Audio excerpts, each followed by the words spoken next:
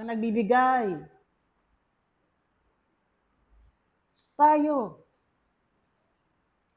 sa bawat isa sa inyo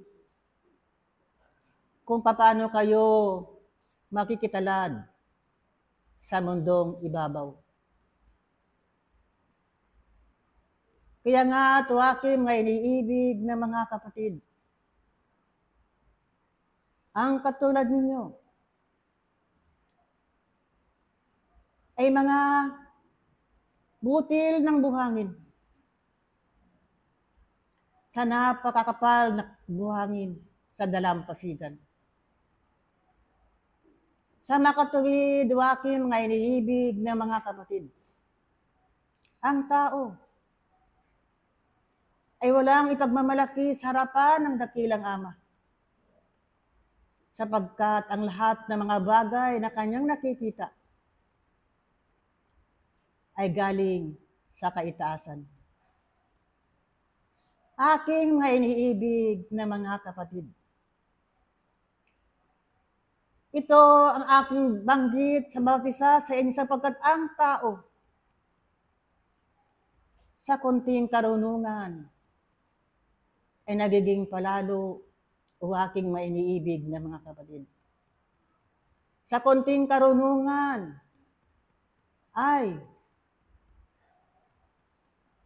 hindi mo nakakitaan ng kababaang loob o aking mga iniibig na mga kapatid.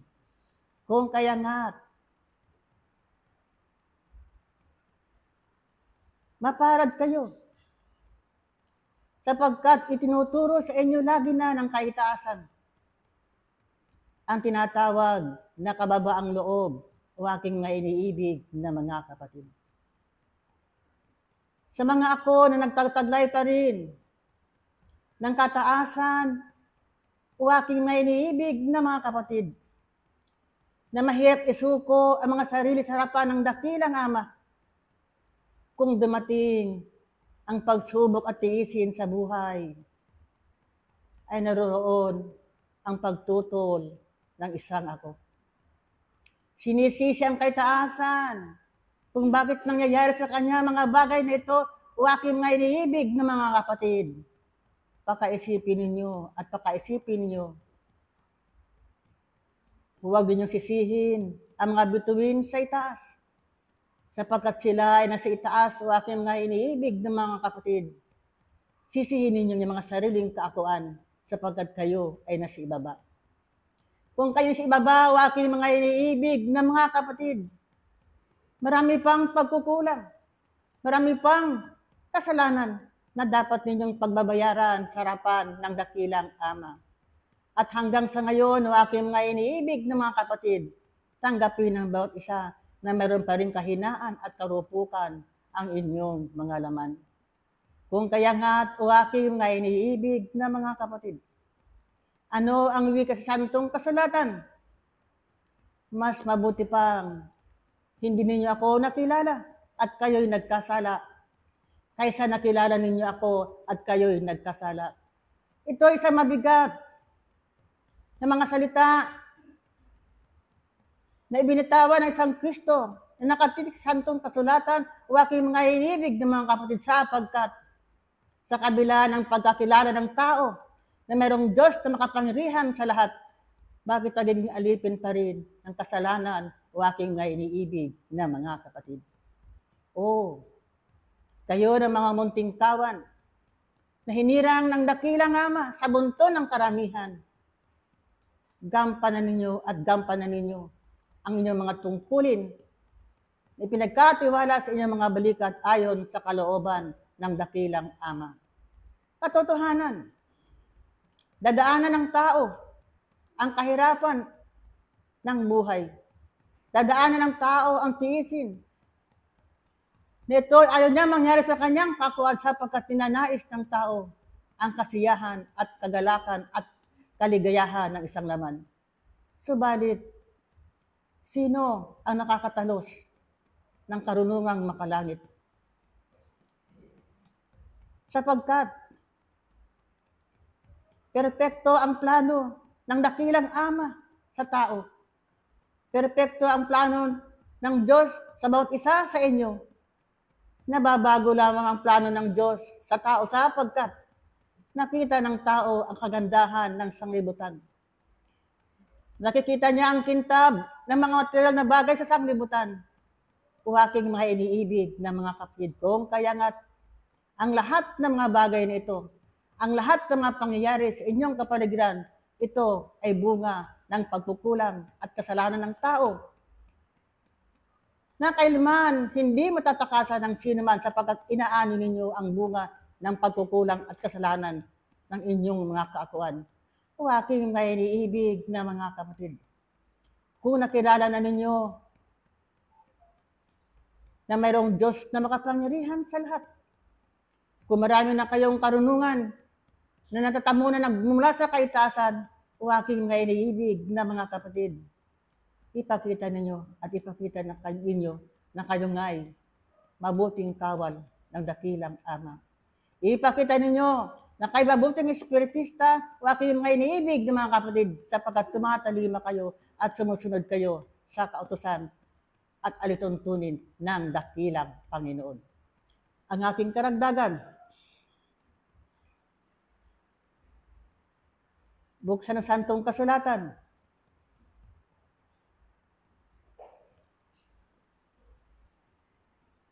Dos Pedro, Kapitulo 1, 6 hanggang 10. Pakibasa.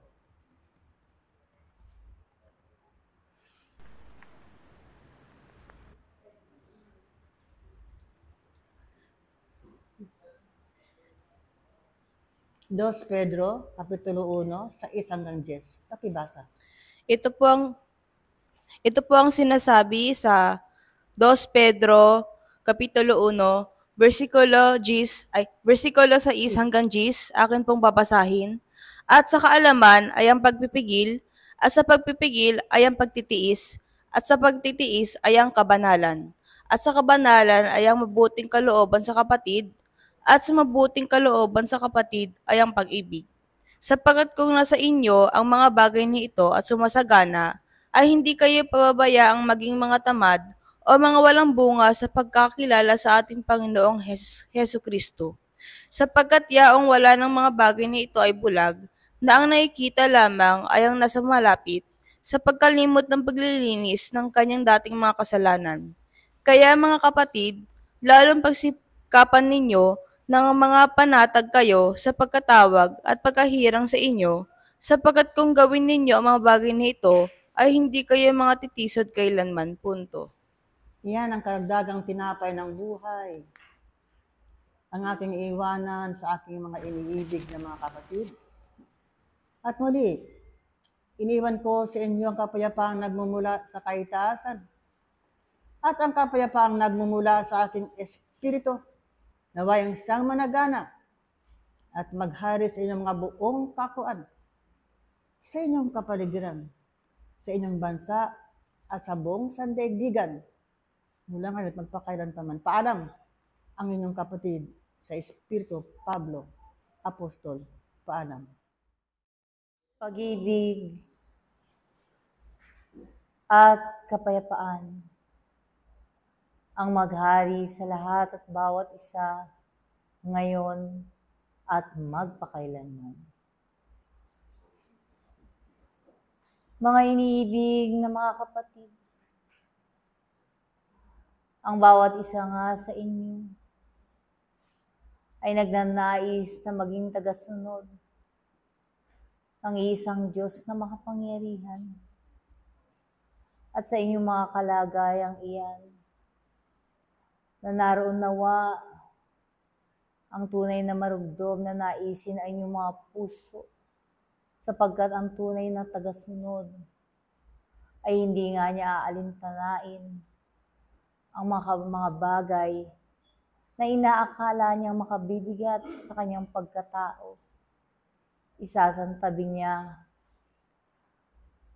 ang nasa sanglibutan na nagbibigay sa kanya ng kagaangan, nagbibigay sa kanya ng kasiyahan, at naroon din ang maraming paghanga ng katulad niyang tao, sapagkat sa kapatagang lupang ito, tunay nga ng pagsunod ay hindi ganon kadali.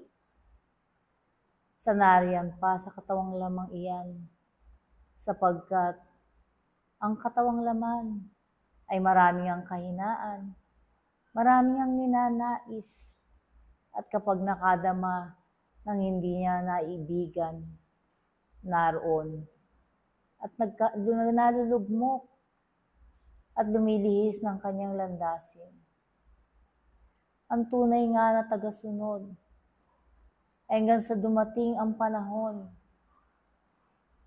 na kanyang makaharap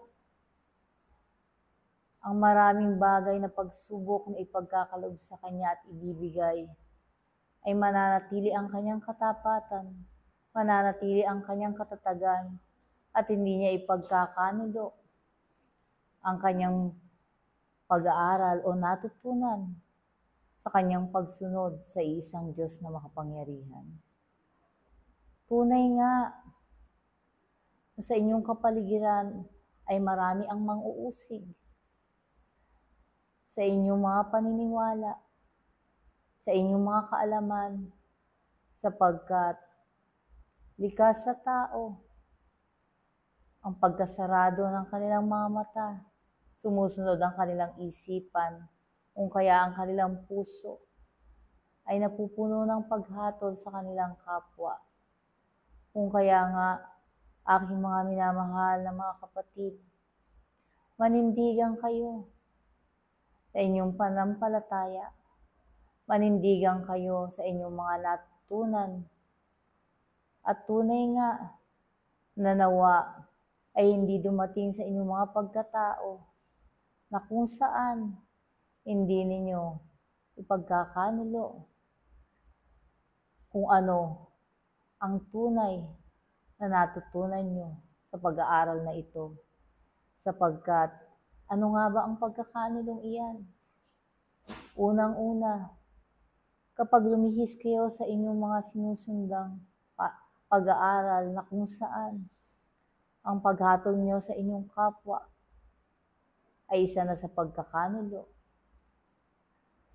Ang mga salita na mamumutawi sa inyong mga labi na ipupukol nyo sa inyong mga kapwa, ganon din ang pagsukat nyo sa kanilang kakayahan. Ganon din ang mga karamutan na nariyan pa rin sa inyo at hindi nyo maibahagi ang karunungan na mayroong kayo. Ganon din ang biyayang makapanglupa. Kung kaya nga sa kapatagang lupang ito, naroon pa rin marami ang nagdarahop. Naroon pa rin sa kalagayan ng kahirapan sa katawang laman, subalit mayroon namang ibang nananagana, sapagkat ang kanilang puso ay naroon sa kasakiman. Isa yung pagkakanulo, aking mga minamahal na mga kapatid. Kung kaya nga, ang bawat isa sa inyo na lagi na'y pinaalalahanan at tunay na nagnanais na makasunod, bitbitin ninyo ng may katatagan ang lahat ng mga lukbutan na mayroong kayo, na kung saan ang lukbutan niyang iyan ay magpapakita kung gaano ang inyong kalakasan at inyong kahinaan sa bawat paghakbang ng inyong mga paa, aking mga minamahal na mga kapatid. Marami sa kapanahonang ito, hindi lamang sa inyong kalipunan, kundi sa buong sandaigdigan, anuman ang kanilang pananampalataya na kinikilala o sinusunod sa kanilang sarili, ay lagi nilang inaasam na maging tagasunod. Kung kaya nga, aking mga minamahal na mga kapatid, palakasin ninyo ang inyong mga espiritu. Palakasin ninyo ang inyong mga katawang laman. At kung paanong pinapakain ninyo at inaalagaan ang mga katawang lamang iyan, ay ganon din nawa ang inyong mga espiritu. Sapagkat sa kapanahonang ito, marami nga ang nanghihinamad Napakainan ng kanilang mga espiritu sapagkat naroon sa kapaguran ng katawang laman, sapagkat nakikibagay sa sandaigdigang ito na kung saan naroon ang malaking kompetensya na tinatawag kung paano nga ba ang tao ay itatanghal ang kanyang sarili na mas nakahihigit sa kanyang kapwa. Ang kaitaasan ay laging nagpapaalala kung sino kayo at ano kayo sa kapatagang lupang ito. Kung kaya nga, kung dumarating ang mga sandali ng inyong pag-aalinlangan, ay lagi ninyong alalahanin sa inyong mga sarili na kayo ay tagasunod, na kayo ay tagagawa, na kayo ay mabuting halimbawa, na bagamat wala nga kayong mga tinatawag na titulo ng mga apostoles sa inyong kalagayan, sa inyong mga mumunting kaalaman, naway maging tunay kayong tagasunod ng isang Diyos na makapangyarihan. At kung dumarating man ang panahon na nariyan sa inyong mga kaisipan, ang maraming katanungan, aking mga minamahal na mga kapatid, muli ninyong balikan kung paano nga ba kayo nagsimula sa pag-aaral na ito, kung paano nga ba ang unang hakbang ng inyong mga paa, katulad nga sa isang munting bata na kung saan nagsimula sa abakada hanggang sa natutong magbasa at sumulat, hanggang sa marating niya ang kanyang ninanais. Kung kaya nga aking mga minamahal na mga kapatid, sa mahabang paglalakbay ng isang tagasunod, nawa, anumang tinik, anumang mga bato, anumang mga dawag, ang mayapakan ng inyong mga paa, katulad ng isang Hesukristo, hindi niyo to iindahin sapagkat mas mabigat pa ang naroon sa inyong patutunguan at sa kabigatang iyan. Di bagat naging isang halimbawa ang isang Hesukristo? Kung kaya nga, mayroon mang dumarating sa inyong mga pagkatao, ay alalahanin ninyo na mayroong isang Hesukristo na bagamat anak nga siya ng Diyos, ay naroon sa kanya ang kababaan. Naroon at tinanggap niya kung ano nga ba ang nadarama ng katawang laman at kung paano nga ba makikibaka ang katawang lamang iyan. Naroon ang tunay na kababaan at pag-ibig na ipinakita niya sa sangkatauhan.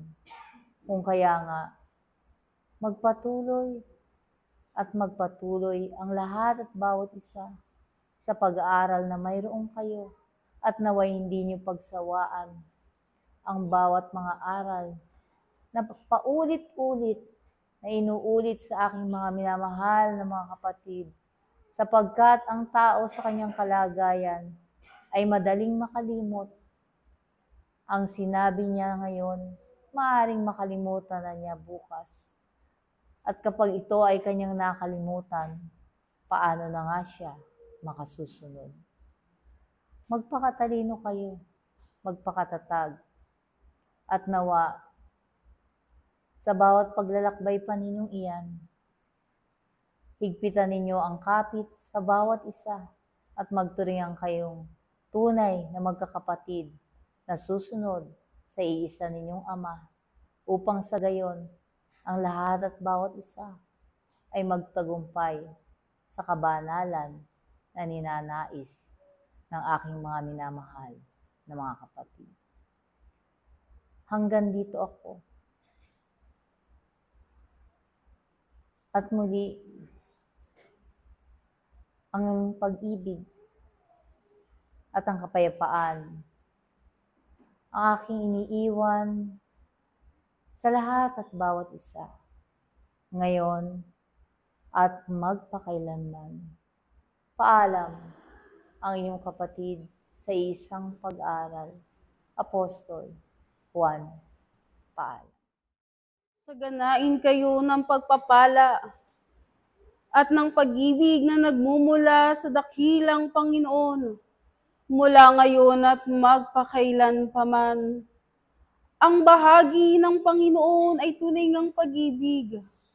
Nagsisimula sa bawat isa sa inyo na ibinibigay sa tuwina at higit na lalo binibigyan at binubuksan ng pagkakataon sa aking mga minamahal ko.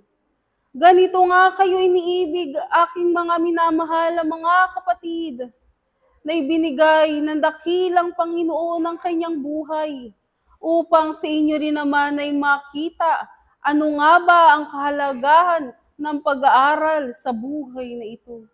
Upang kayo din naman ay tunay na makatuklas at makita ninyo sa inyong mga pag-aaral, ano nga ba ang layunin ng inyong pagparito. Ano nga ba ang ginagalaw ng inyong mga kaisipan, damdamin at kalooban? Ano nga bang ibinibigay sa bawat isa sa inyo upang inyong tuklasin sa inyong mga sarili? Ganito nga aking mga iniibig na mga kapatid, pinabanal ng dakilang Panginoon ang kanyang sarili, upang kayo din naman ay tunay na magsipagbanal.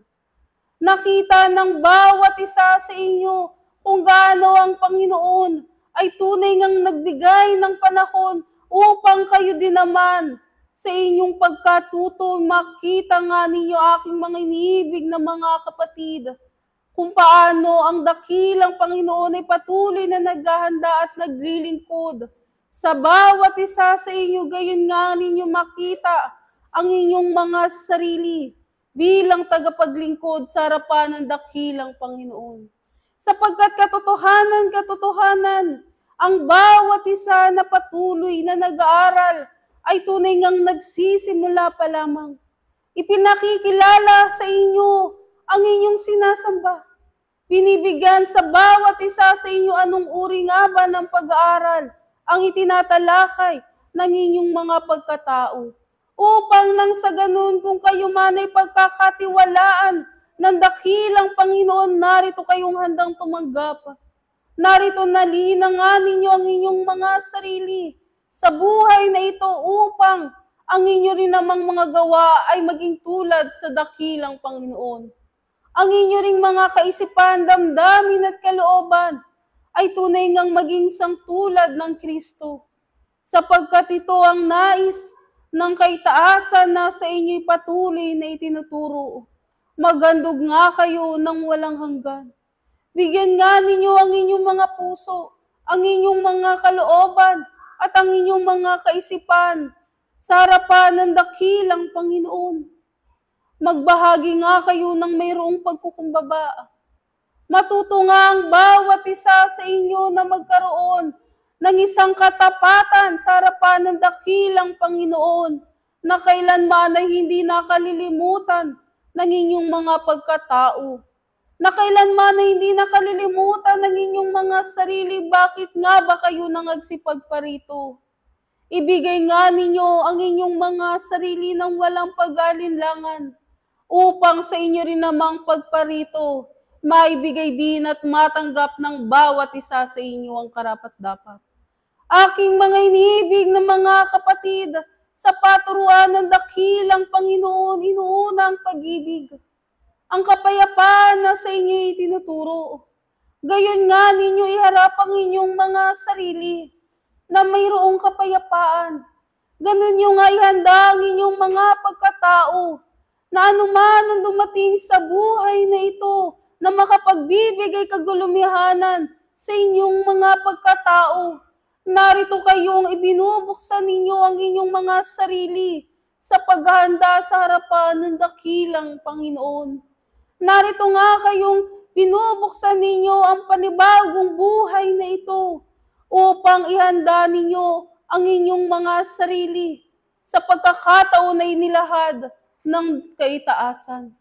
Mga minamahal ko, tuldukan nga ninyo sa inyong mga pagkatao ang mga gawang mali, ang mga gawang makasanglibutan, ang mga gawang binibigay ninyo sa inyong mga sarili na inaakala ng bawat isa sa inyong tama. Ang bawat kasanayan ninyo sa inyong mga araw-araw na buhay. Tuldukan nga ninyo aking mga iniibig na mga kapatid at tawagin at buhayin nga ninyo sa inyong mga pagkatao. Ang Kristo na sa inyo ay tunay na itananim ng dakilang Panginoon. Upang nang sa ganon, sa inyong pagparito, kailanman ay hindi na kayo mangangailangan. Kailanman ang inyong kaisipan ay hindi na nga magugulumihanan. Kailanman ang inyong mga pagkatao ay hindi na nga tatawaging mga mangmang sa Espiritu. Pagkus kayo ay tunay na mag-aaral, tunay na nagpapasakop sa kanyang katwiran, sa kanyang liwanag, sapagkat ito ang pag-ibig at pangako ng dakilang Panginoon. Muli ang pag-ibig at ang kapayapaan ang sa inyo'y patuloy na ipinagkakaloob mula ngayon at magpakailan paman. Paalam, ako ang sa inyo ay patuloy na nagbibigay handog sa pangalan ng aking dakilang Panginoon. Apostol Pablo, paalam. Pag-ibig at kapayapaan ang aking binabati sa bawat isa ngayon at magpakailan paman. Aking ang mga iniibig na mga kapatid, sa inyong pagparito na kung saan ang inyong mga espiritu ay nakahandang tumanggap ng salitang nanggagaling sa kaitaasan. Naway ang bahaging ito ay magsikil sa inyong mga kaakuan upang walang masayang na salita na manggagaling sa dakilang Panginoon, kung hindi bagkos ang inyong mga kalagayan ay magsipaglinis sa pamamagitan ng kanyang ebanghelyo. Na ang inyong kabuuan ay magsipagliwanag, ang inyong mga puso'y kuminang, ang inyong mga matay magsipagtalas ang paningin, at matuto kung ano ang karapat-dapat sa inyong mga palad at kung ano ang hindi. Na ang karunungan ng dakilang Panginoon ang bumaluti sa inyo aking mga iniibig, upang kung ano man ang nariyan sa inyong harapan, ay maalis ang inyong pagtatangi, maalis ang inyong kagulumihanan, maalis ang inyong pagtatanong, sapagkat sapat ang karunungan ng dakilang Panginoon upang buuin ang pagkaunawa ng isang espiritu sa mga bagay na pinag-aaralan ng kanyang kaupuan. Na huwag kayong madaya ng sanglibutan, kung hindi ang inyong mga puso'y lumalakad lamang sa iisang yapak. At ito ang yapak ng Maestro na nagpakita ng kaamuan at kabutihan sa bawat isa. Na naroroon ang paglilingkod sa dakilang Panginoon na punong-puno ng pagsamo, pagtitiwala at ng may pag-asa. Kayo aking mga iniibig na naririto at patuloy na nag-aaral. Naway damhin nyo sa tuwina ang kanyang salita at buhayin ito sa pamamagitan ng inyong paggawa. Saang mang dako kayo pumaroon, sino man ang inyong makasalamuha. Manatili kayo sa kanyang aral at turo.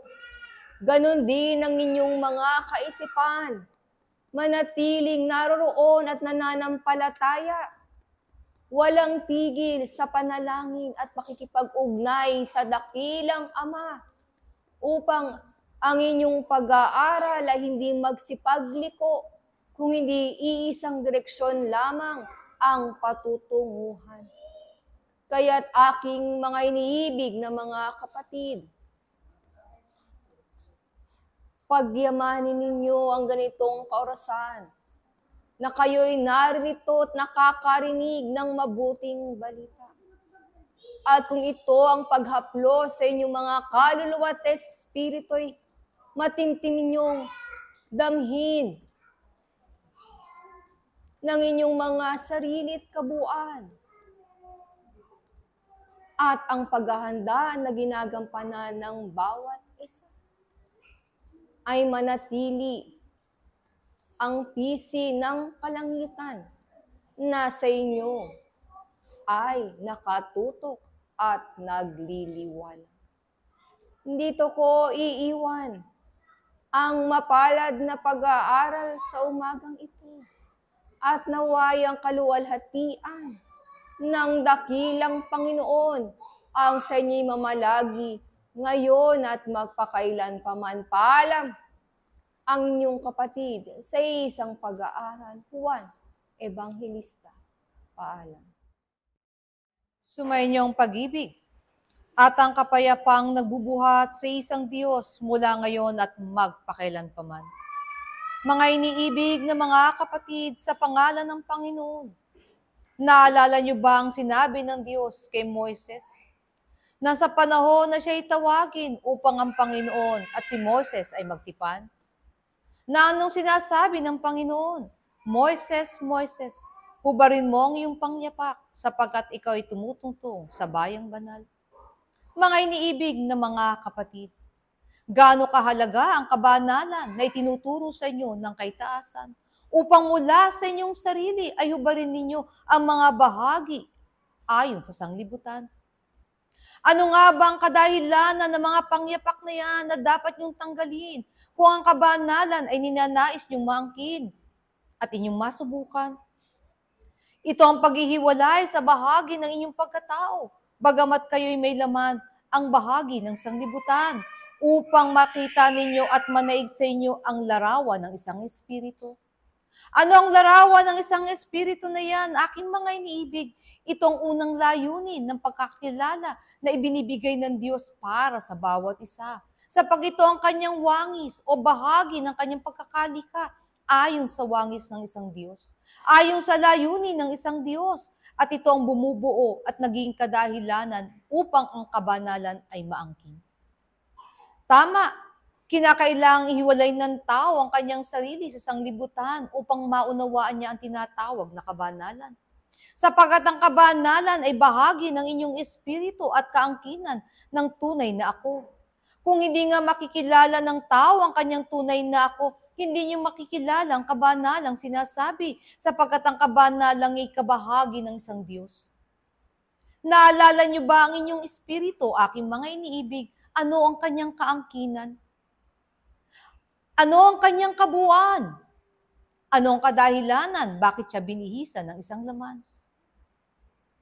Kung ang laman na ito ay naging kadahilanan upang ang tao ay magkaroon ng kaunlaran, maunawaan niyo kaya aking mga iniibig kung anong mayroon sa buhay ayon sa laman na magpapabanal sa iyo habang ikaw ay yumayaon sa lupa.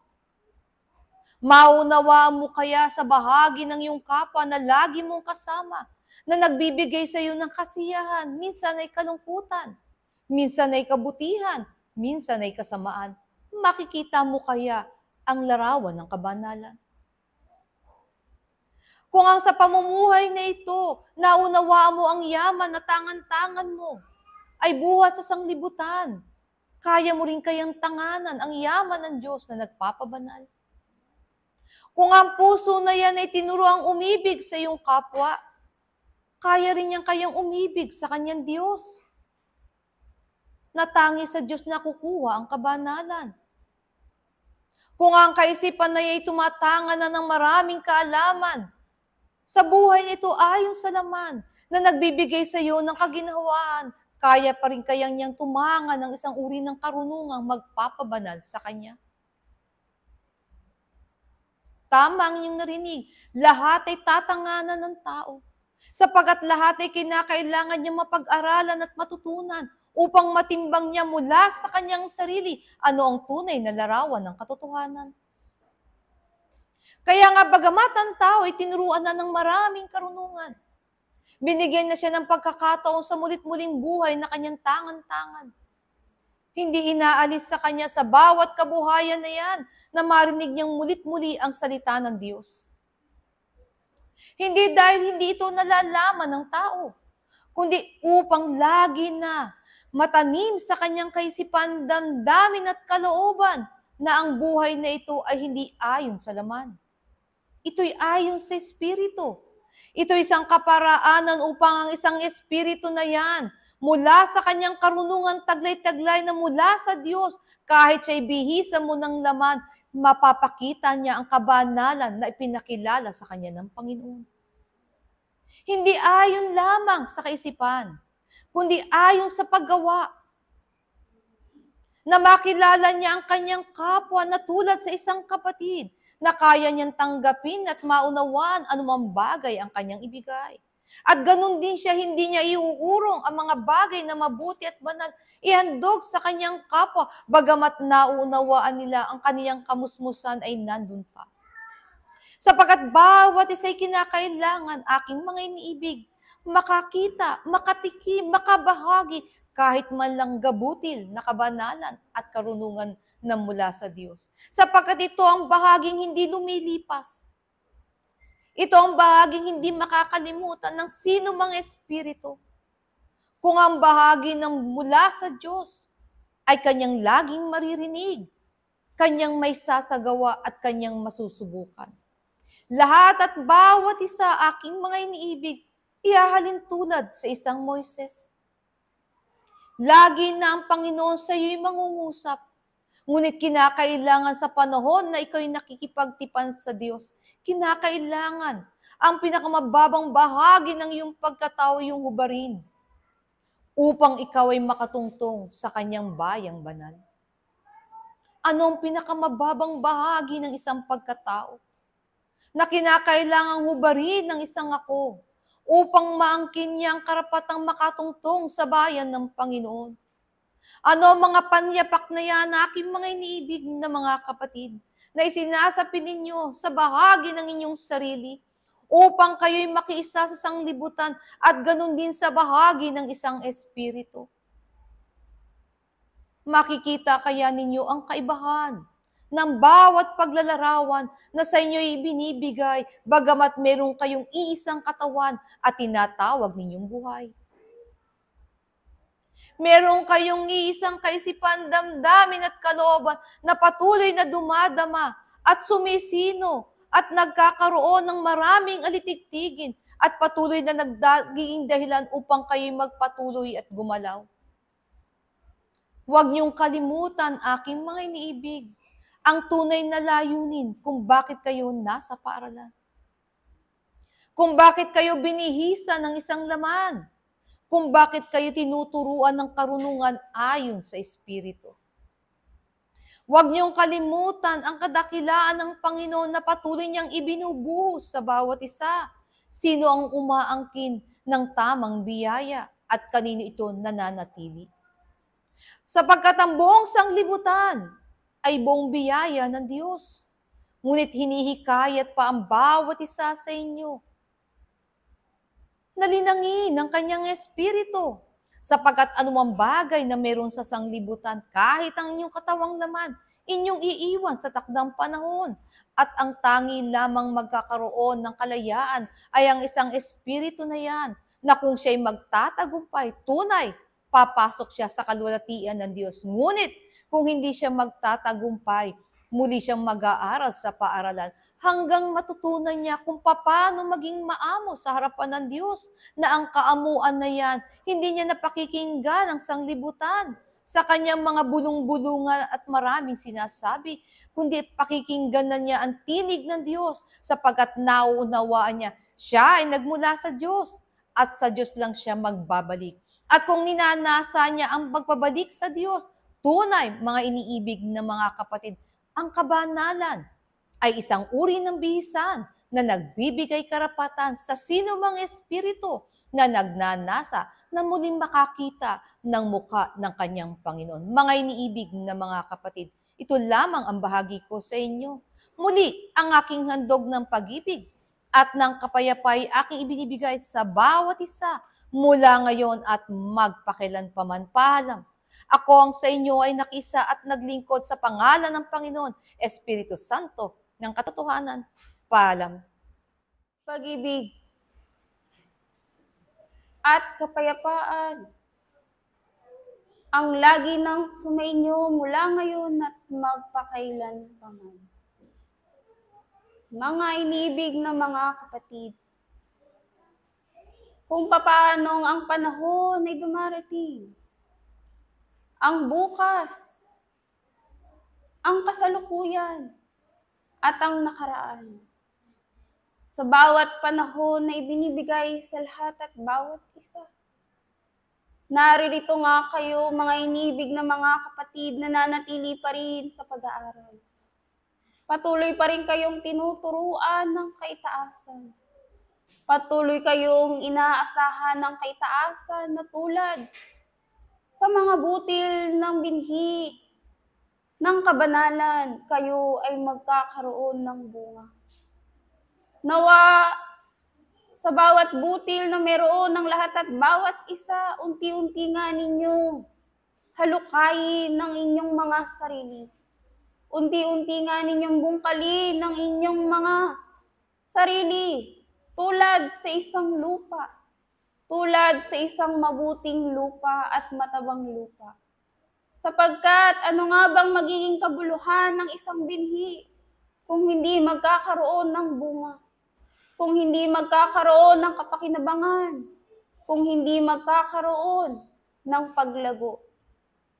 Na bagamat kayo ay binigyan na ng binhi ng Panginoon, bagamat naririto, iniaalay at binuksan ng pag-aaral, kung hindi rin naman matututunan ng buo ng bawat isa ang pag-aaral na inihahandog ng kaitaasan, ano nga ba ang magiging bunga?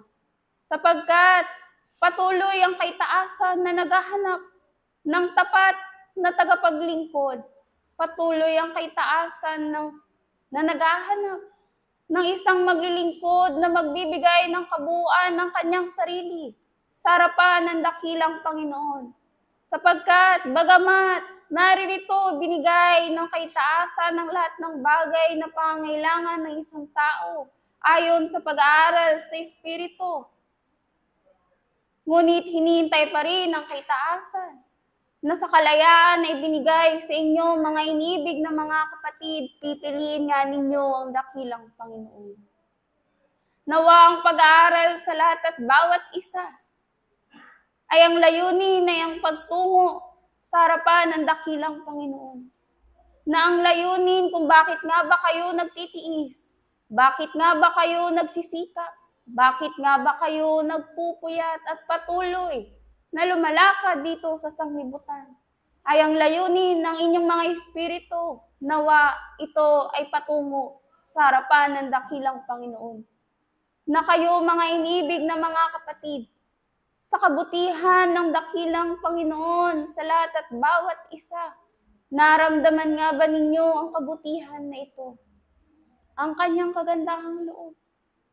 Nawa nagkaroon nga ba sa inyo at naramdaman nga ba ninyo at naalala nga ba ninyo ang Diyos sa lahat ng araw ng inyong buhay upang magpasalamat, upang magbigay pugay, upang ang bawat pagpupuri at kadakilaan ay maibalik at maiangat nga ninyo sa harapan ng dakilang Panginoon.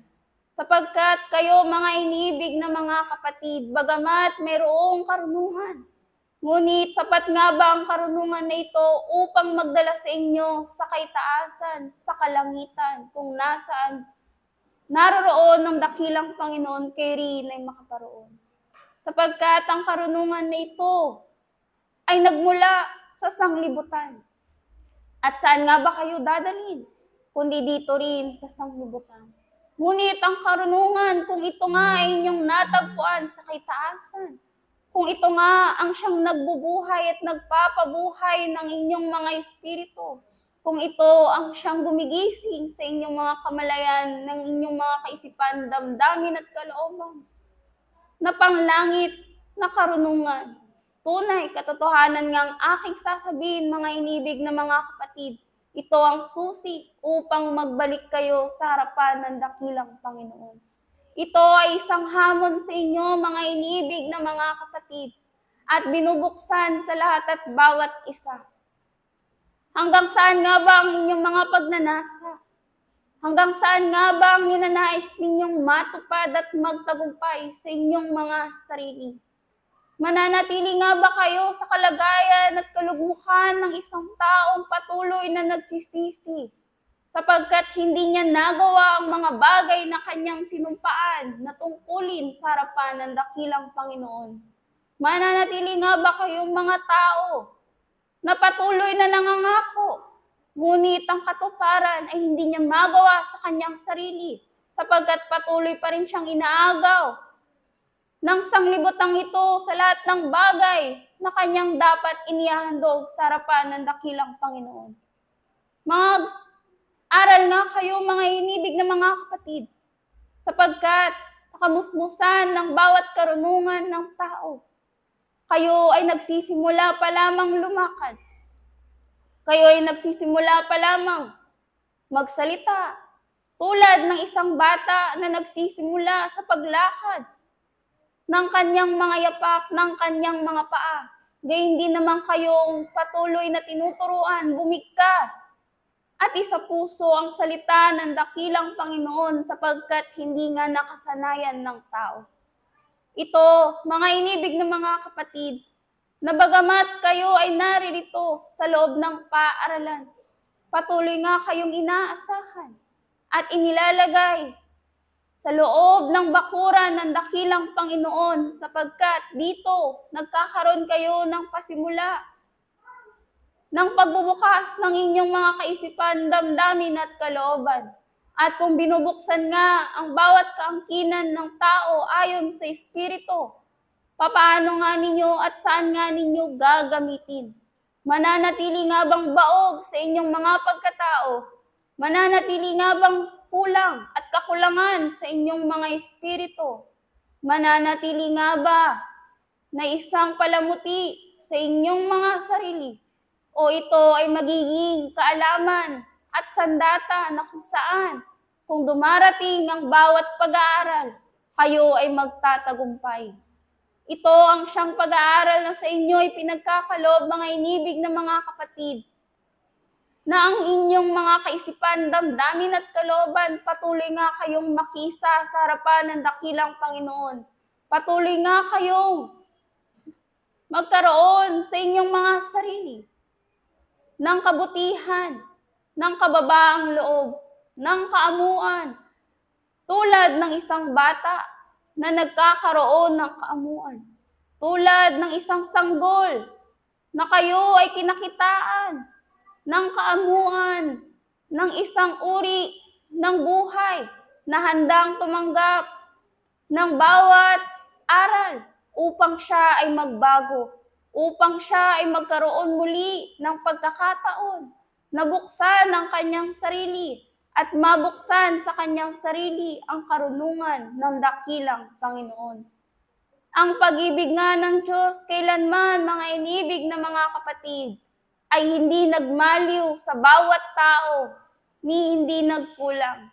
Ngunit sa kakaunting kalayaan at karunungan ng tao, ay hindi niya nga magampanan ng buo ang kanyang sarili, ni hindi niya makapamalaan ang kanyang sarili na sumunod sa harapan ng dakilang Panginoon. Bagkus naririto, patuloy siyang nagiging alipin ng kanyang sariling laman, patuloy siyang nagiging alipin ng sanglibutang ito. Kailan nga ba kayo magkakaroon ng tunay na kalayaan, mga inibig na mga kapatid? Kailan nga ba kayo makawawala sa bawat tali ng sanglibutang ito? Kailan nga ba ninyo tatanggalin sa inyong mga sarili ang kapit ng laman upang ang inyong mga espiritu ay magkaroon ng kalayaang makagawa ng kalooban ng dakilang Panginoon? Ang kalooban nga ng dakilang Panginoon, bagamat sa inyo ay sinasabi, ngunit hindi sapat upang inyong mapakinggan. Bagkus, kung inyong ang napakinggan, ay inyong maisagawa at maisapuso. Nawa, mga inibig na mga kapatid, sa muli nating pakikipagkita at pakikipag-aral, Nawa sa susunod na mga panahon, kakitaan kayo ng kaitaasan ng kaunlaran. Kakitaan kayo ng kaitaasan ng kabuuan ng inyong mga kaisipan, damdamin at kalooban.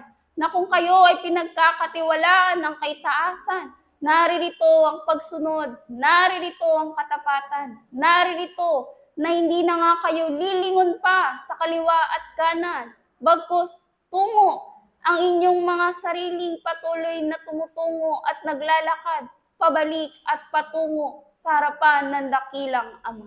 Muli ang pag-ibig at ang kapayapaan ng lagi ng sumainyo mula ngayon at magpakailanpaman. Ang inyong kapatid sa isang pag-aaral, Espiritu Santo, ng katotohanan. Paalam.